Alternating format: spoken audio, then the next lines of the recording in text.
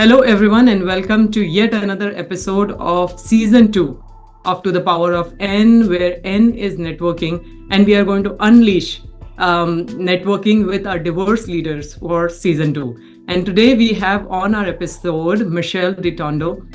Michelle was the prior CHRO of MGM, where she managed more than 88,000 people, Fortune 300 company, and now working as a consultant. Michelle and I met about 4 years ago for an assignment, and I was supposed to meet her only once. But here we are 4 years later, having an excellent connection. Michelle has been a phenomenal mentor and a coach for me. So I'm so happy to have Michelle on the show. And Michelle, I'm going to ask you the same two key questions that I ask of our guests. What are your tips and tricks for networking? And how has that helped you, Michelle? Welcome to the show. Thank you. Thank you so much, Nash. It's great to see you always and honored that you would have me here today. I think tip and trick, I would say two things. There's a perspective to have with networking and then an actual skill. I would say the perspective is to be curious about others. Have a genuine interest in wanting to get to know someone outside of just work that they do or what you can gain from the relationship. I think I'm genuinely curious overall, but I love learning about people and their backgrounds and their story. I think the skill that has to go along with that is becoming really good at asking open-ended questions. So, it can feel like an interview sometimes, but being I think authentically interested, but being good at saying, are you originally from this area? Tell me about your background. And if they mention kids, diving into what types of things do your kids enjoy doing, or how do you spend time as a family?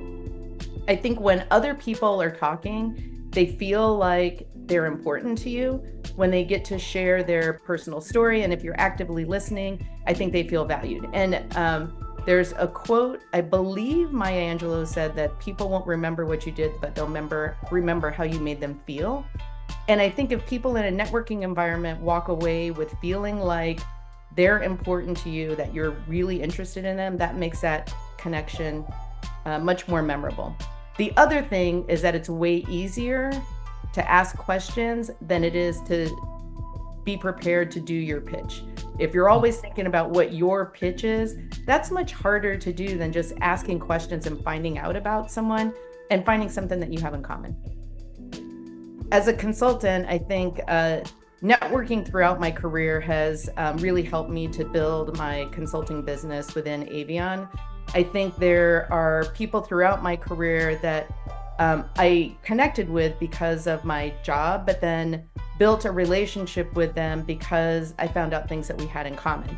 Most recently, I started a coaching engagement with a new client, and in the initial meeting, my job was to find out his perception of his strengths and development areas and who he thought his key stakeholders were.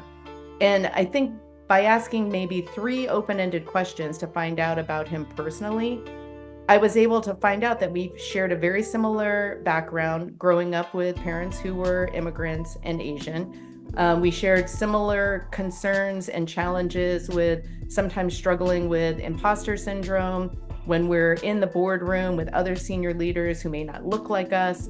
And so, when you share those types of personal things, I think it helps you to create a bond with someone that may last well beyond this coaching engagement. I think much like you and I started with the one call to debrief feedback.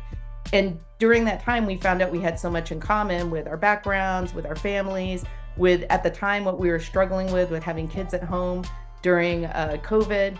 And, that's created for you and I a 4-year friendship and relationship. So, in this initial coaching engagement, asking those questions where I could find out what we had in common, went everything from, what our background was to the end of the call, finding out that we also had something fun in common, which was hockey, and that he was a hockey player, grew up as a hockey player, his kids played hockey, my son plays hockey, my husband plays hockey.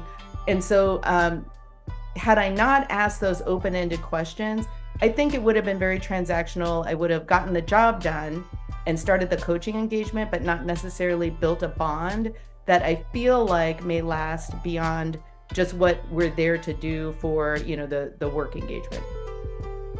That's an amazing story. I think what I have heard is it's not about the question, it is about how you ask the question. It changes the perspective and builds the bond with the other person. So thank you so much, Michelle, for being on the show. And I'm sure our audience got a lot, just like I do every time I meet you. So if you like what you heard, make sure you like and subscribe, because our goal is to make sure that these networking tips and tricks reaches to everyone so that they can grow in their life as well. Thank you so much, Michelle, for being on the show and sharing your experiences and insights.